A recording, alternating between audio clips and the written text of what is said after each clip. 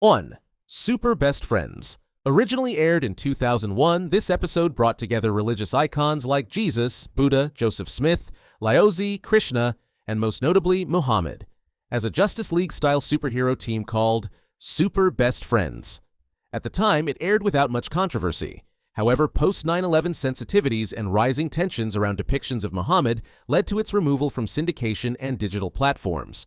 The episode became retroactively banned due to its unfiltered portrayal of the Islamic prophet, even though it preceded the global controversies that would later dominate discourse around religious satire. Censorship and legacy. Although Super Best Friends initially aired without issue, its fate changed dramatically post-2005. After the Yailand's Postan Muhammad cartoon controversy sparked global outrage and violence, media companies began scrutinizing any depiction of the Islamic prophet. In response to mounting security concerns, Comedy Central retroactively pulled the episode. It became unstreamable on platforms like Max, Hulu, and Paramount+. Unlike later episodes, no edits were made. It was simply buried. This marked the first time an existing South Park episode was erased from public view due to political and religious pressure. 2. Cartoon Wars. Part 1. By 2010, South Park had conditioned its audience to expect boundary-pushing content. Cartoon Wars Part 1 is the first of a two-part storyline that brought back numerous celebrities the show had mocked over the years, including Tom Cruise and Barbra Streisand, seeking revenge, uniting in a class-action lawsuit against the town. The central plot revolved around the characters trying to bring Muhammad to South Park. Though Muhammad was never shown explicitly, Comedy Central censored even veiled references. Due to threats from a radical Islamist group over the depiction of Muhammad, Comedy Central heavily censored the episode before broadcast. Dialogue referencing Muhammad was bleeped and his image was obscured. The episode was later pulled entirely from official distribution. The beginning of the end. This metaphorical device was perceived as direct provocation. Public threats from extremist groups emerged within days of its airing. The network responded by banning reruns, removing it from official archives, and refusing to host it on digital platforms. Despite massive fan interest, the uncensored version has never been made available legally. 3. Cartoon Wars Part 2. The follow-up to episode to Cartoon Wars Part 1 aired only once in 2010 and became the most heavily censored episode in South Park's history.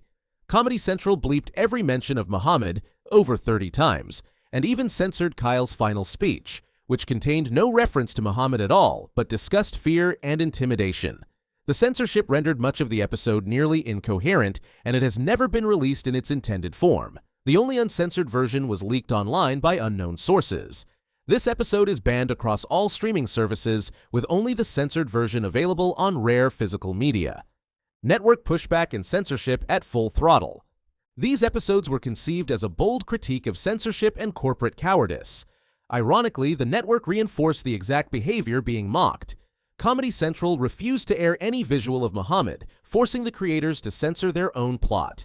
This episode was altered so heavily that creators Matt Stone and Trey Parker disavowed the final cut. Comedy Central added 36 bleeps to censor the name Muhammad, along with a completely muted final speech, even though it never mentioned Muhammad. The storyline tackled the idea that threats of violence work, making the network's censorship a perfect real-life example of the episode's theme. Fans could only view the intended version through leaks. The most significant blow, the episode's reveal that Scott Tenorman is Cartman's half-brother, a major lore moment, is effectively lost behind a banned status. Its legacy is bittersweet. 4. Bloody Mary. This episode centers around Randy Marsh being declared an alcoholic and seeking a miracle cure. He becomes obsessed with a statue of the Virgin Mary that appears to be bleeding from an unconventional area, her anus. The town interprets it as a miraculous event, and people begin lining up to be healed. The controversy explodes when the Pope himself appears on TV to investigate the miracle, only to declare it invalid after discovering the bleeding is actually menstrual. The episode satirizes both Alcoholics Anonymous and Catholic rituals, heavily implying that some religious miracles are accepted or rejected based on sexism and convenience. Due to its graphic religious satire and perceived mockery of Catholicism, Bloody Mary was met with harsh criticism from Catholic organizations and was pulled from several broadcast schedules. It's rarely included in rerun rotations and is excluded from many official streaming catalogs. Bloody Mary marks one of the earliest examples where Comedy Central preemptively censored or removed content not due to violence or nudity, but religious outrage. It became a warning shot that paved the way for the even more aggressive censorship around Cartoon Wars 1 and 2.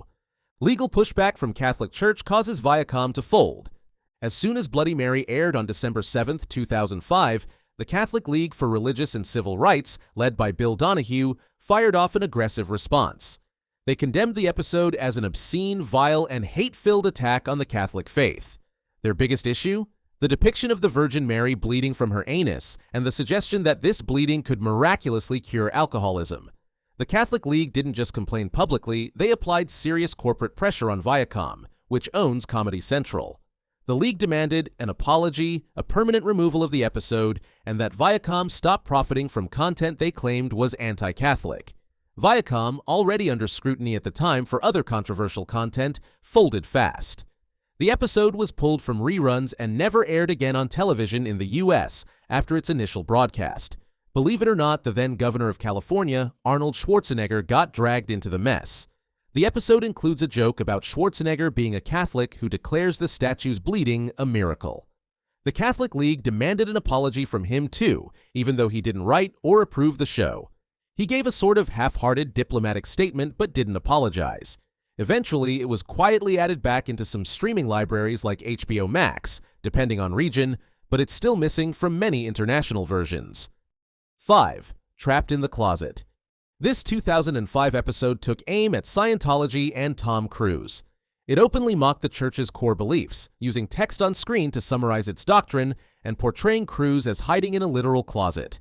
After airing, the episode was abruptly pulled from rotation amid rumors that Cruise, then promoting Mission Impossible 3 through parent company Viacom, pressured the network.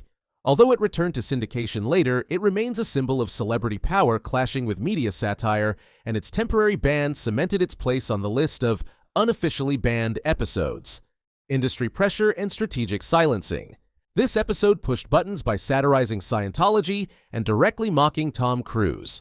What made this case unique was the corporate entanglement. Viacom owned both Comedy Central and Paramount Pictures, which Cruise was working with for Mission Impossible 3. According to staff reports and media leaks, Cruise allegedly threatened to withhold promotional appearances unless the episode was shelved. The network folded. Though not officially banned, it was scrubbed from the airwaves and delayed on streaming platforms. This represented one of the few times external celebrity influence visibly impacted the show's release. The fragility of free speech and entertainment. The banning of these episodes, particularly Cartoon Wars 1 and 2, exposed the fragile boundaries of so-called creative freedom in mainstream media.